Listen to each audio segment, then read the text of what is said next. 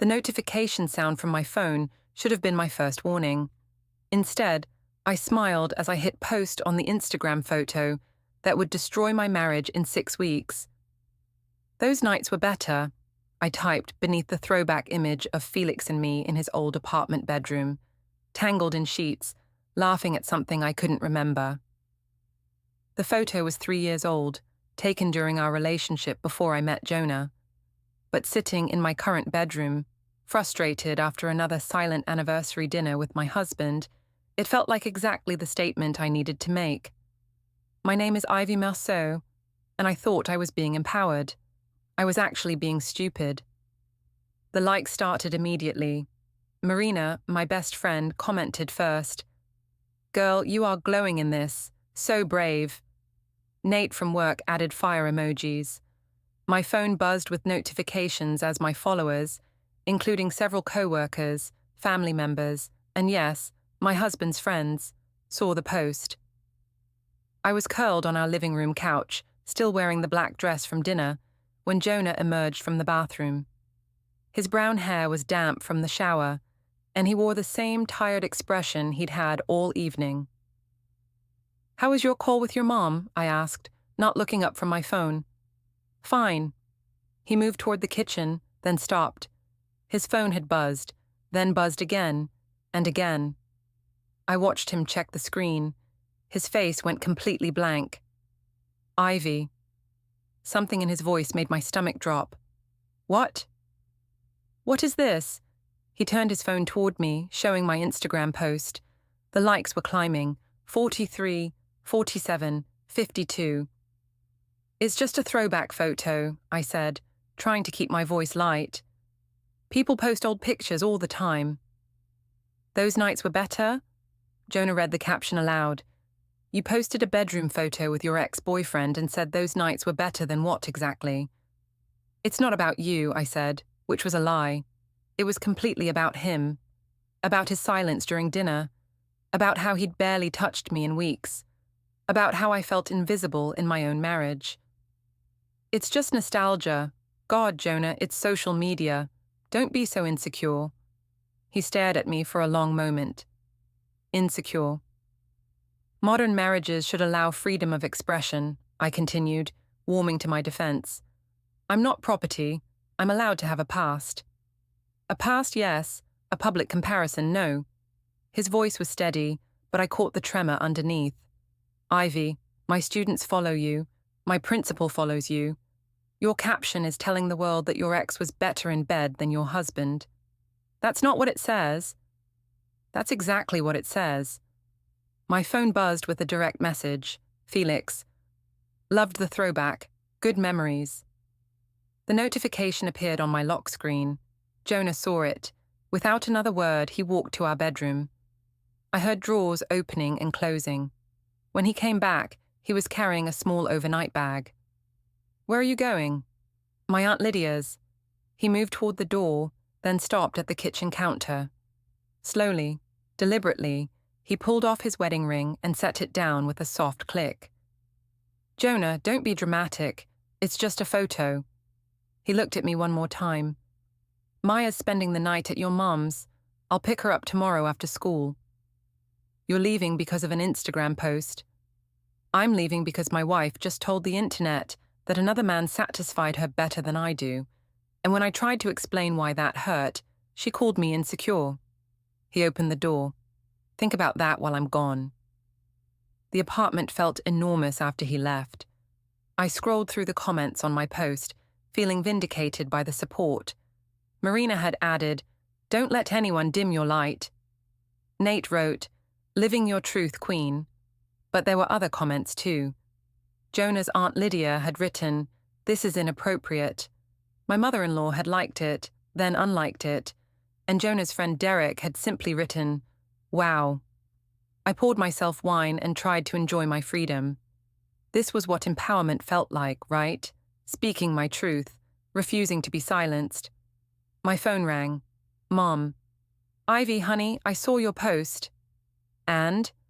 "Well," she laughed, but it sounded forced. "It's certainly bold. Are you and Jonah okay?" "We're fine. He's just being sensitive." Sweetheart, posting bedroom photos with an ex-boyfriend while you're married, that might be more than sensitive. It's from before I was married, Mom. I'm allowed to acknowledge my past relationships. Of course you are, but maybe not publicly, and maybe not with that caption. After she hung up, I deleted 3 comments from strangers making crude jokes about my sex life. Then I blocked 2 accounts that had started following me just to leave nasty messages. But I didn't delete the post. That would be giving in.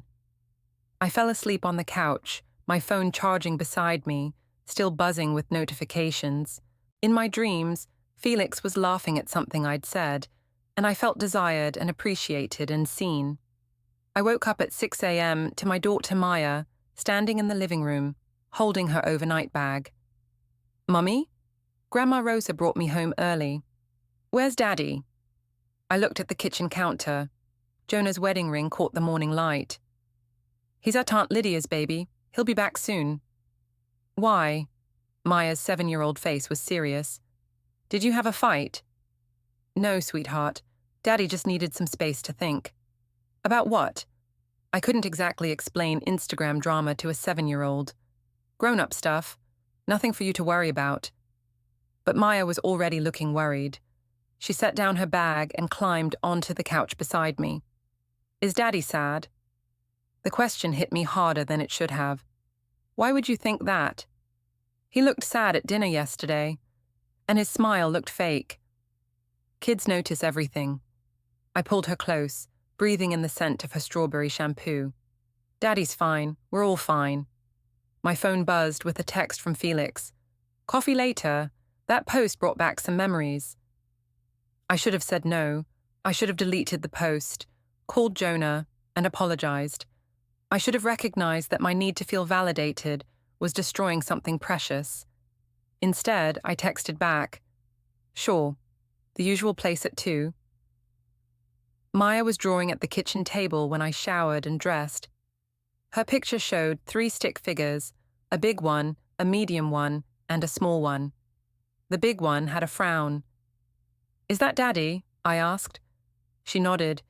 He's sad because the family is broken. We're not broken, baby.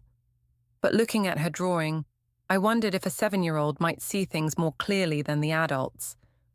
The non-profit office buzzed with Monday morning energy, but I felt the shift in atmosphere the moment I walked in. Conversations paused. Eyes followed me to my desk. Ivy, Nate appeared at my cubicle before I'd even set down my coffee. Girl, you broke the internet this weekend. That post has over 300 likes. It's just a throwback photo, I said, logging into my computer. It's iconic. You're living authentically. I shared it to my story with the caption, Know Your Worth, Queens. I should have been flattered. Instead, I felt exposed. You shared my post? With credit, don't worry, but seriously, the confidence, the refusal to hide your past, it's inspiring. By lunch, I understood the real scope of what Nate's sharing had done. My post had been screenshot, shared, and commented on across multiple platforms. Someone had even created a meme using my caption. My desk phone rang. Ivy, this is Jennifer from HR. Could you come to my office for a moment? Jennifer Martinez had been with the organization for 8 years. She was professional, fair, and currently looking very uncomfortable. Ivy, I need to discuss your social media activity this weekend. My personal Instagram account. When you list your employment with us in your bio, your personal accounts reflect on the organization. We've received several calls from donors expressing concern about the nature of your recent post. Heat flooded my face. It's a personal photo from before my marriage. I have a right to post about my past. Of course you do, but the caption, combined with the intimate nature of the photo, has created some professional complications. The Hartwell Foundation specifically mentioned it during their call this morning. The Hartwell Foundation donated $50,000 annually to our youth programs. They called about my Instagram. Mrs. Hartwell follows several of our staff members on social media. She felt the post was inappropriate for someone representing an organization focused on family values. I represent event coordination, not family values. Ivy, you helped organize the family fun run last month. Your name and photo are on our website. Like it or not, you represent us publicly. Jennifer's voice was gentle but firm. I'm not asking you to delete anything, but please consider how your online presence affects your professional relationships. I left HR feeling defensive and angry. This was exactly the kind of judgment I'd expected from older, more conservative people. My personal life had nothing to do with my job performance. At lunch, I drove to Felix's cafe. He was waiting in our old corner booth, looking exactly like he had 3 years ago. Dark hair slightly too long, confident smile, expensive watch that suggested he was doing well in real estate. Ivy Massot, he said, standing to hug me. Still causing trouble, I see. It's just a photo. It's a statement, I like it. He gestured for me to sit. How's married life treating you? Fine. The lie came automatically. Really? Because that post suggested otherwise. I should have deflected. Instead, I found myself venting about Jonah's silence, his lack of appreciation, the way he'd made me feel guilty for expressing myself. He sounds controlling, Felix said, reaching across the table to touch my hand. Remember how we used to talk for hours? When's the last time you felt truly heard? His touch was warm, familiar. For a moment, I felt like the person I used to be. Interesting, desired, worth pursuing. We should do this more often, he said. Catch up properly.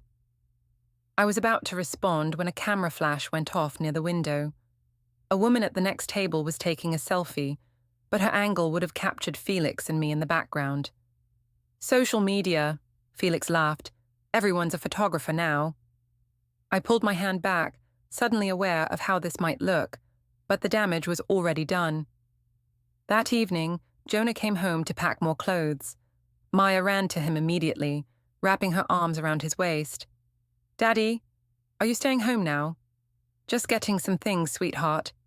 He kissed the top of her head, then looked at me. We need to talk. Maya, go play in your room for a few minutes, I said. When she was gone, Jonah pulled out his phone. Derek sent me this. The photo from the cafe was posted on the photographer's Instagram story, tagged with the location.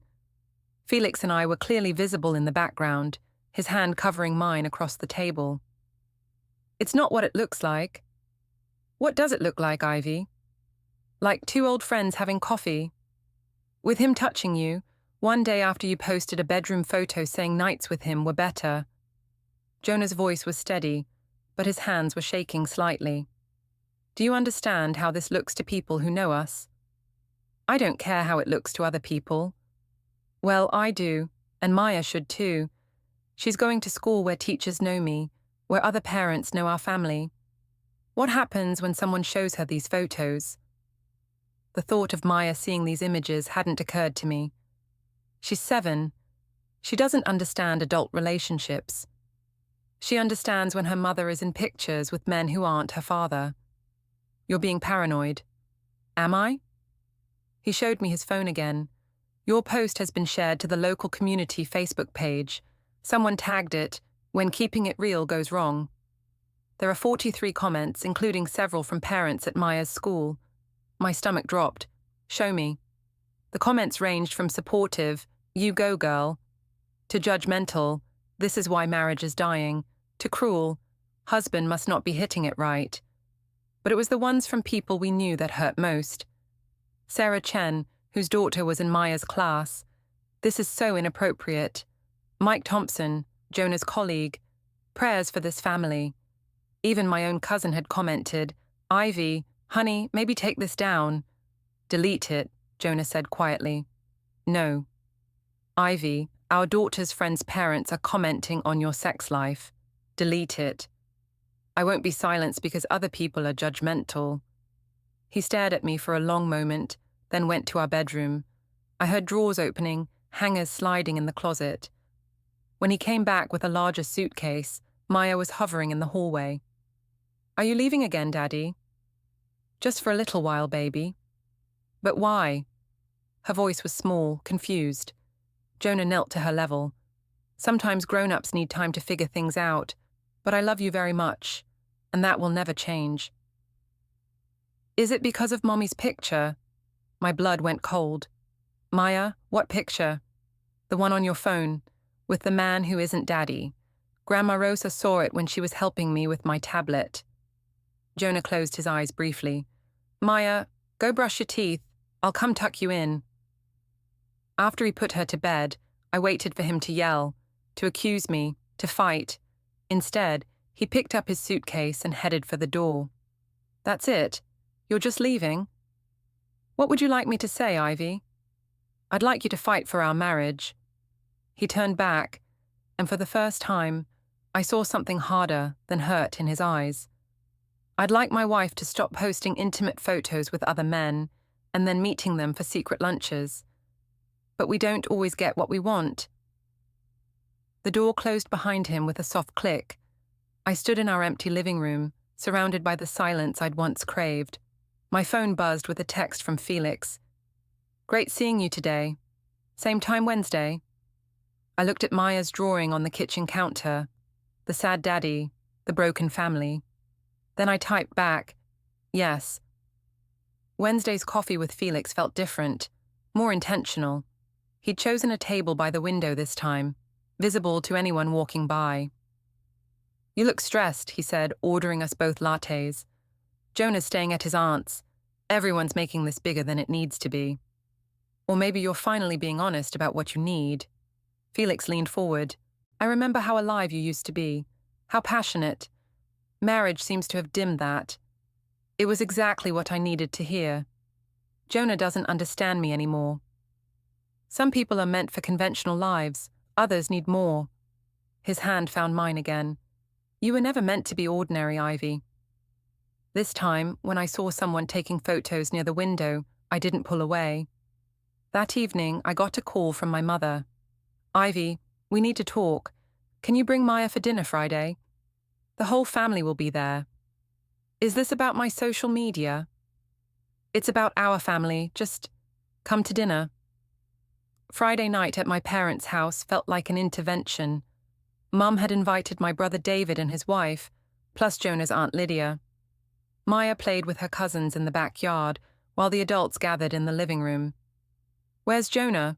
David asked immediately. He's working through some things. By himself? Lydia's voice was sharp. Or are you working through them by posting bedroom photos with other men? Lydia, my mother warned.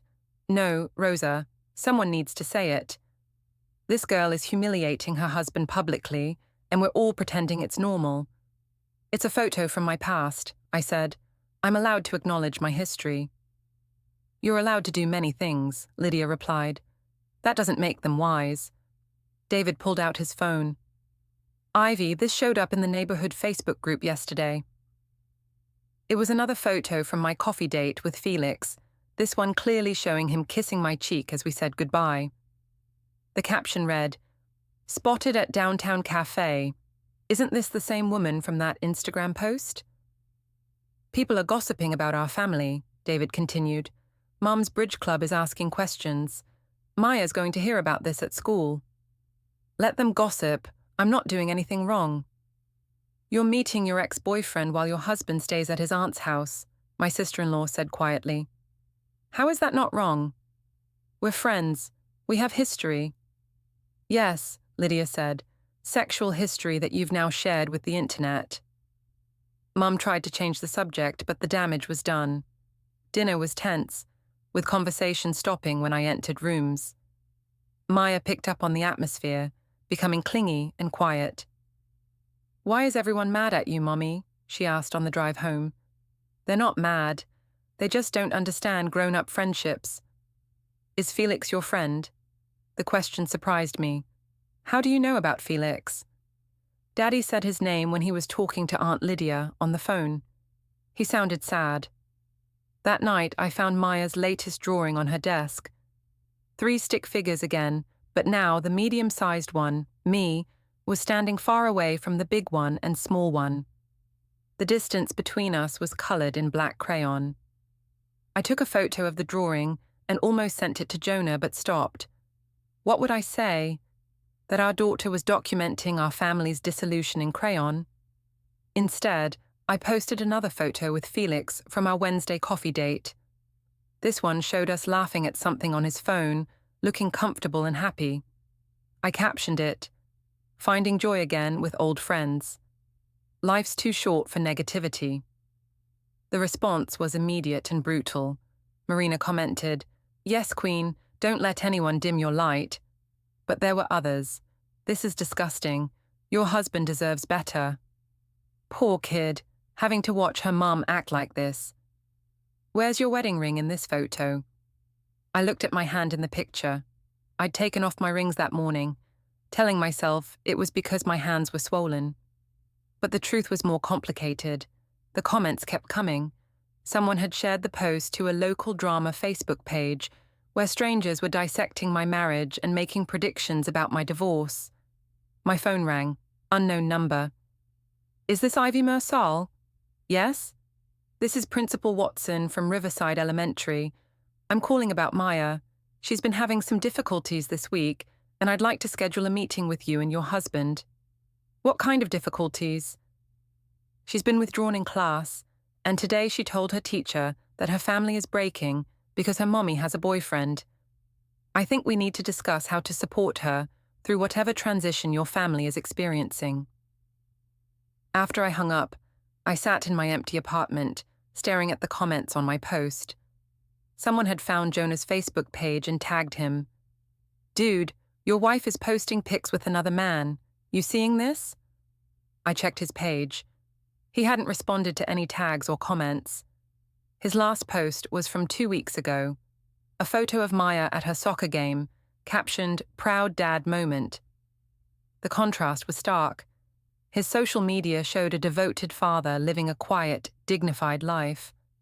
Mine now looked like a woman having a very public breakdown, but I couldn't stop. Each criticism made me more defiant. Each judgment made me more determined to prove I was right. I spent an hour crafting my next post, a long caption about authenticity, self-expression, and refusing to be shamed for living honestly.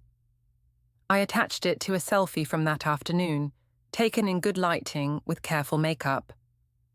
"Some people will try to shame you for being authentic," I wrote.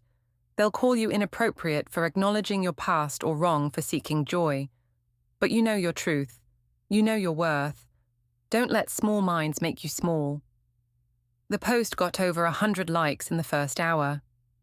My followers were growing, people drawn to the drama, the defiance, the spectacle of a marriage imploding in real time.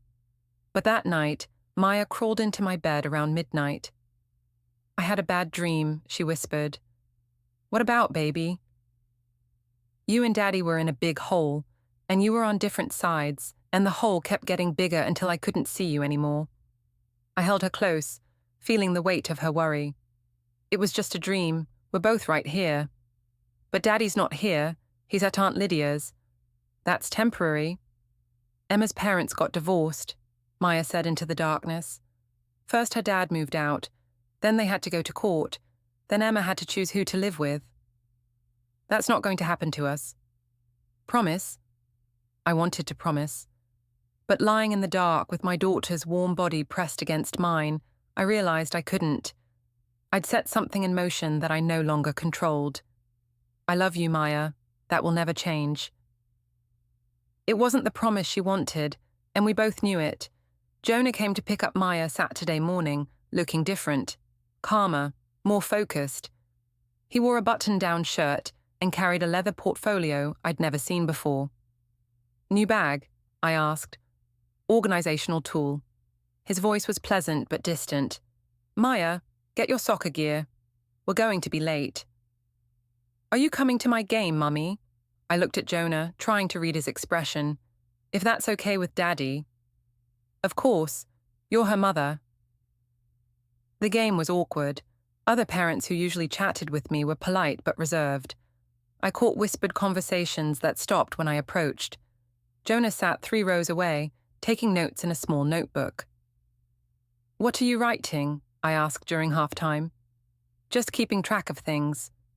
He showed me the page briefly. Maya's game schedule, pickup times, notes about her mood and behavior. She mentioned having trouble sleeping. I want to document patterns. You're documenting our daughter? I'm documenting my involvement in her life, her needs, her activities, her emotional state. He closed the notebook. It's important to have records. Something cold settled in my stomach.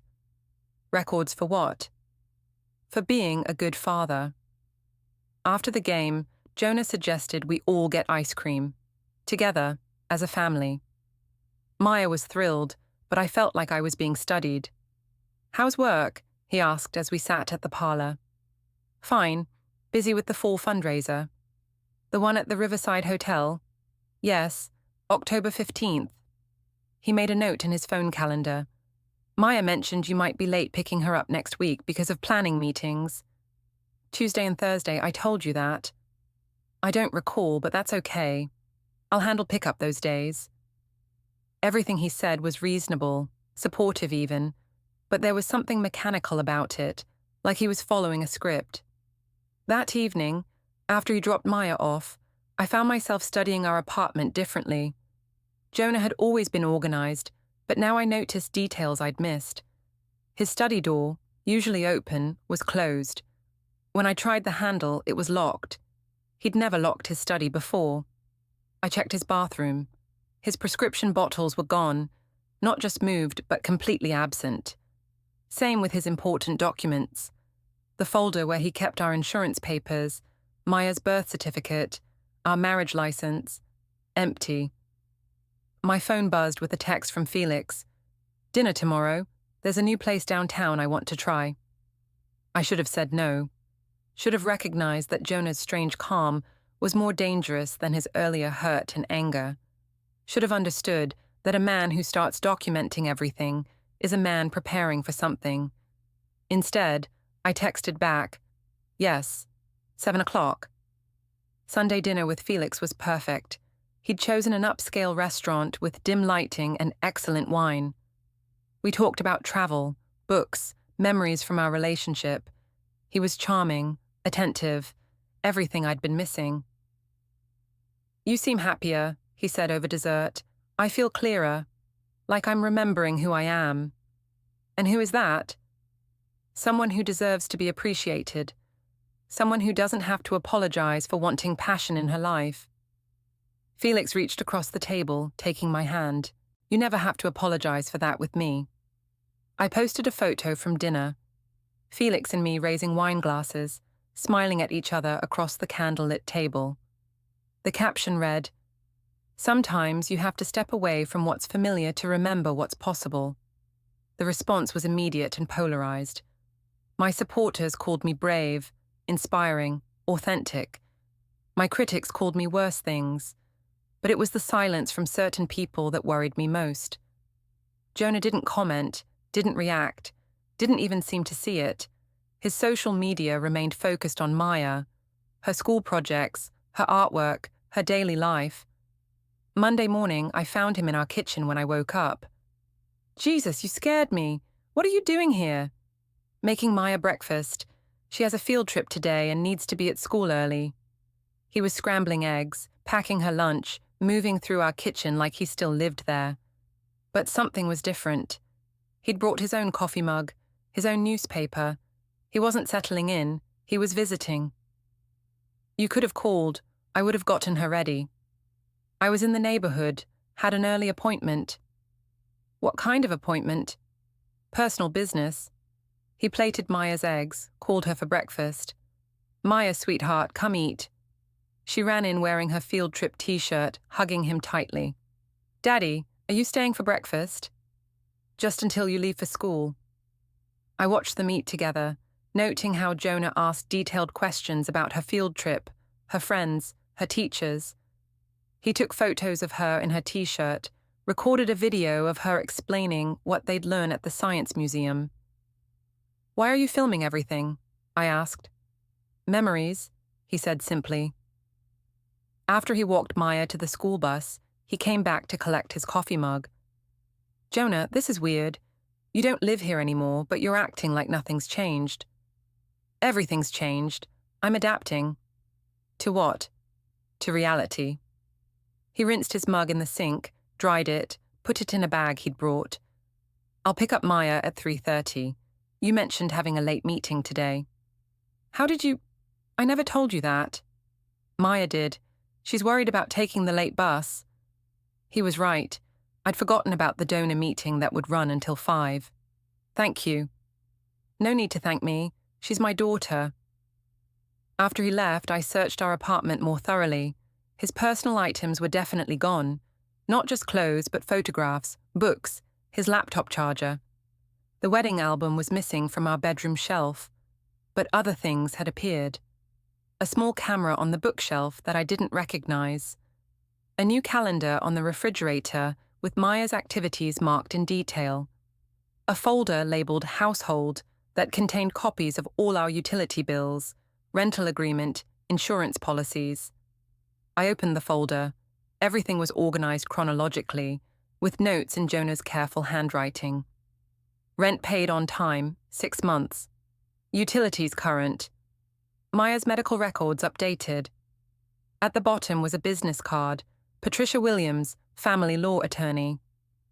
My hands shook as I took a photo of the card with my phone. When I tried to put the folder back exactly as I'd found it, I knocked over a small stack of papers behind it.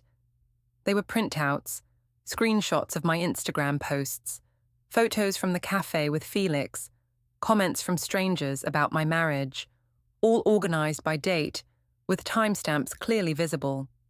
At the top of the stack was a handwritten note, documentation, social media activity, September 2023.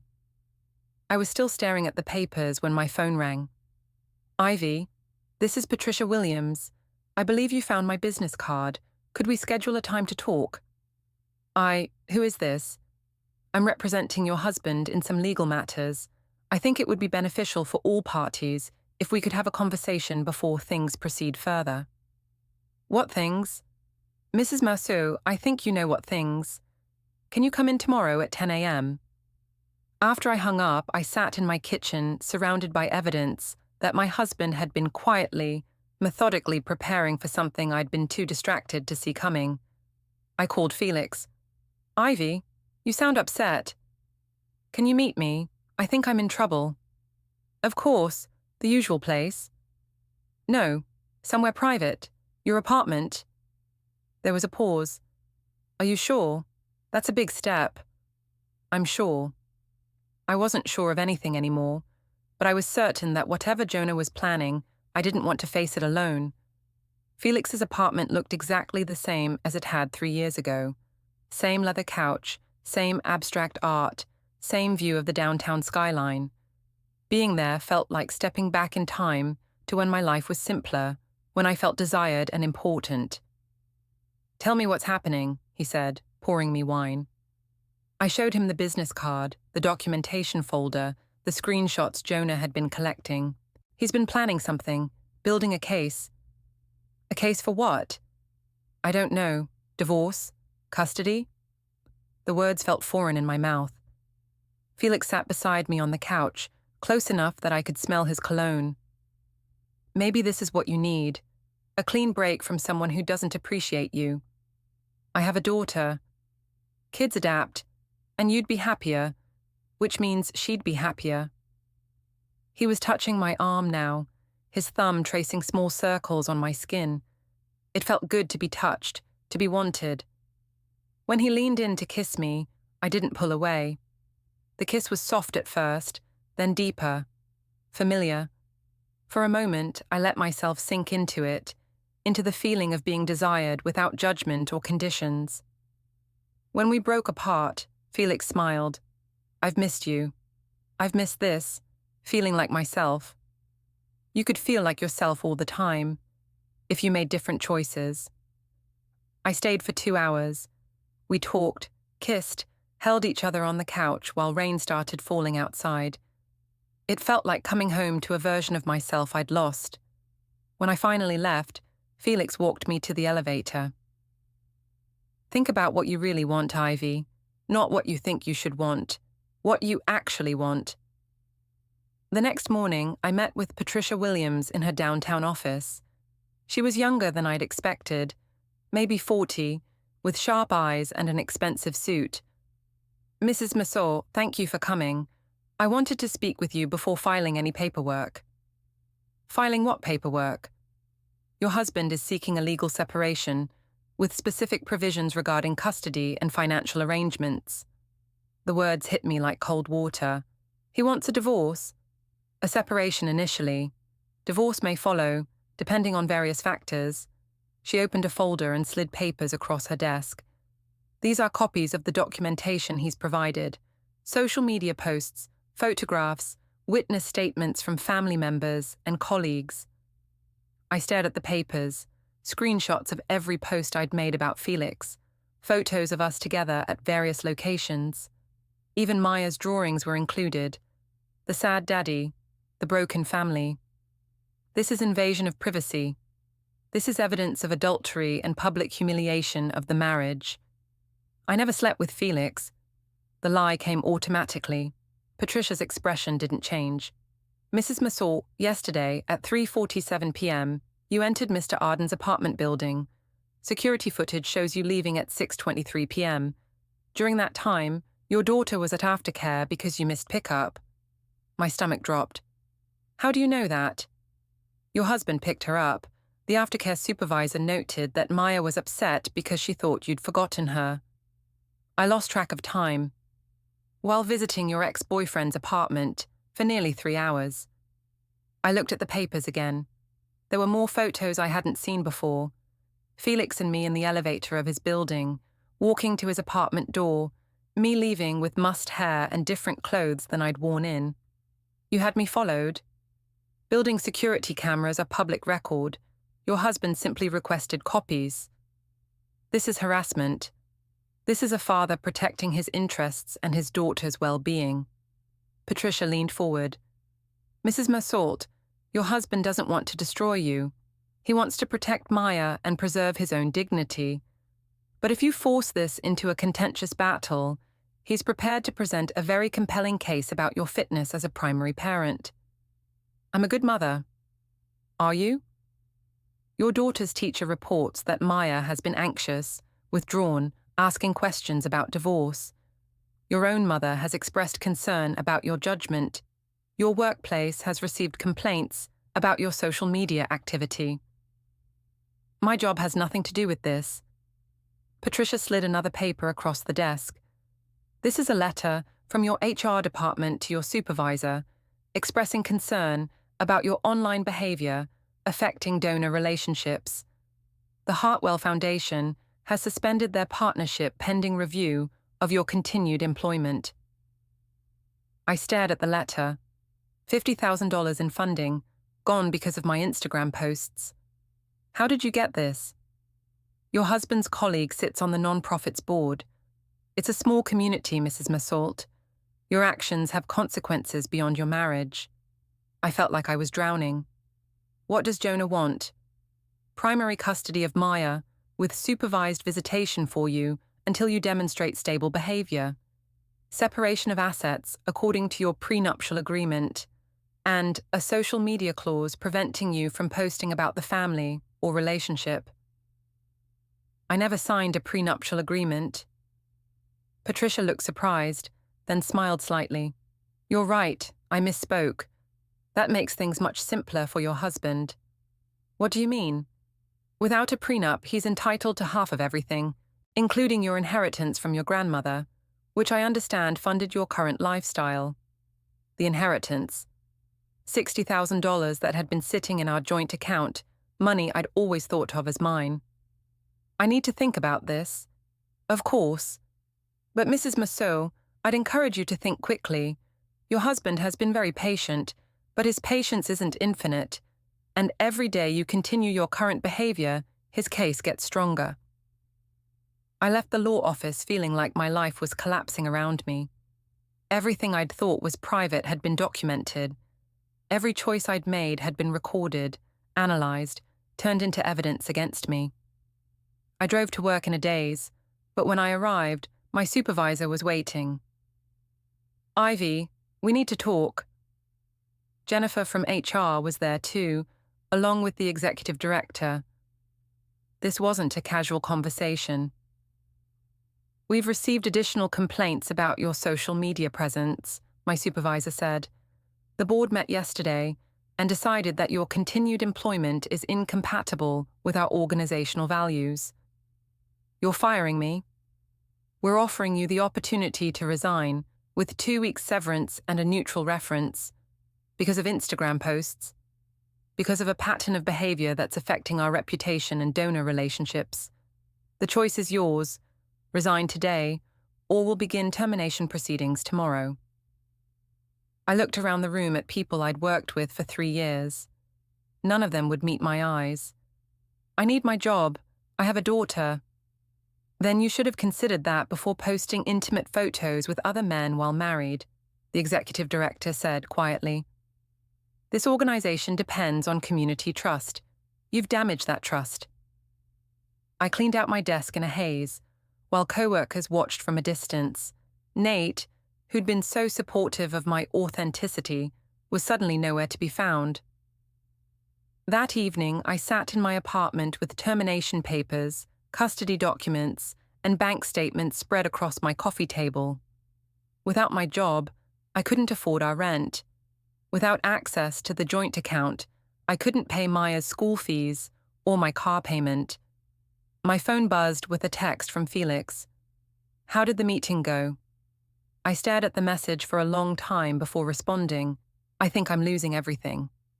Not everything. You still have choices. You still have me. But sitting alone in my apartment, surrounded by the wreckage of my marriage, my job, my reputation, I wondered if Felix would still be interested in a woman with no money, no job, and a complicated custody situation. I wondered if anyone would be.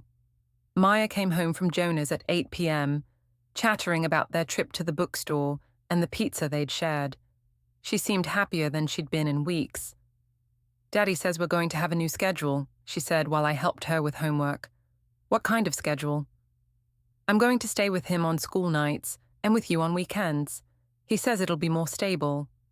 Did you agree to that? Maya looked confused. Daddy said you both decided it was best, isn't that right? I realized then how completely I'd been outmaneuvered. While I'd been posting photos and meeting Felix for coffee, Jonah had been quietly building a life that didn't include me except on the margins. Yes, baby, that's right. But it wasn't right. Nothing about this was right, and I was running out of time to fix it. The court summons arrived on a Tuesday morning, delivered by a professional-looking woman who asked me to sign for it. Maya was eating cereal at the kitchen counter, getting ready for school. What's that, Mummy? Just paperwork, baby. But my hands were shaking as I opened the envelope. Petition for legal separation and custody modification was typed across the top in official font. Below that, my name listed as respondent next to Jonah's as petitioner. The hearing was scheduled for Friday at 9 a.m., 3 days away. I called Patricia Williams immediately. Mrs. Massor, I did try to reach you yesterday. Your husband decided to proceed with formal filing. Why? What changed? I believe the final straw was your social media post from Sunday evening. Sunday, the photo from Felix's apartment, taken on his couch with city lights visible through the window behind us. I'd captioned it, "Sometimes you find yourself exactly where you belong." That was just a photo. That was a photo of you in another man's private residence, posted while your daughter was wondering where her mother was. The timestamp shows 11:47 p.m. Maya's school pickup sheet shows your husband collected her from aftercare because you were unreachable. I'd forgotten about pickup again. Lost in conversation with Felix, wine, the feeling of being wanted. By the time I remembered, it was too late to call. I need a lawyer. Yes, you do, but Mrs. Merceau, I have to warn you, your husband's documentation is extensive. Photos, timestamps, witness statements, financial records. He's been building this case for weeks. What kind of witness statements? Your mother, for one. She's concerned about Maya's well-being. Your former supervisor at the non-profit. Several parents from Maya's school who've seen your social media posts. My mother. My own mother was giving statements against me. This isn't fair. Mrs. Masal, fairness isn't the legal standard. The standard is what's in the best interest of the child. I hung up and immediately called Mom. Ivy, honey, I was hoping you'd call. You gave a statement to Jonah's lawyer. There was a long pause. She asked me about Maya's emotional state when she stays with you. I had to be honest. About what? About how confused and upset she's been. About the questions she's asking. About the drawings she's making. Mom's voice was gentle but firm. Sweetheart, that little girl is scared. She doesn't understand why her mother is posting pictures with other men, or why her father moved out. I never meant to hurt Maya. I know, but intent isn't the same as impact. That afternoon, I met with family lawyer David Chen. His assessment was blunt. Your case is very weak. Your husband has documented evidence of adultery, neglect, and public humiliation. Security footage, social media posts, your daughter's drawings, they all point to poor judgment on your part. The adultery isn't proven, I protested. A jury will connect the dots. You'll likely get supervised visitation at best, unless you delete the posts, end contact with the boyfriend, and get counseling. And if I don't, you risk losing access to Maya altogether. That evening, I called Felix. I'm about to lose custody. Maybe this is a fresh start for us, he said. We could travel, be spontaneous. His words stung. He wanted the excitement, not the complications. I hung up and blocked him. Friday's hearing was swift and brutal. Judge Martinez reviewed the evidence. My posts, photos with Felix, Maya's anxious drawings, teacher reports. I love my daughter, I said, voice shaking. I can change. The question is Maya's best interest today, the judge replied. She granted temporary primary custody to Jonah, with supervised visitation for me, mandatory counseling, and monitored social media. The gavel fell like a door slamming shut. Outside, Jonah waited. I'm not happy about this, he said. I got what Maya needed, stability. Can I see her tonight? Supervised visits start next weekend. She's been asking about you. She needs to know you're okay. He walked away, leaving me with court papers and the wreckage I'd created. That night, I deleted every photo of Felix and my entire Instagram account.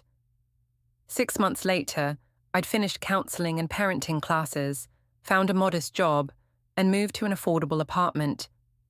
Maya and I shared dinners every Wednesday and real weekends together. No distractions. Her drawings showed happy families again. Jonah and I co-parented with civility. Felix vanished from my life. He'd moved on to someone simpler. I learned some mistakes can't be undone, only learned from. Social media validation is no substitute for real love. When you have a child, your choices ripple outward.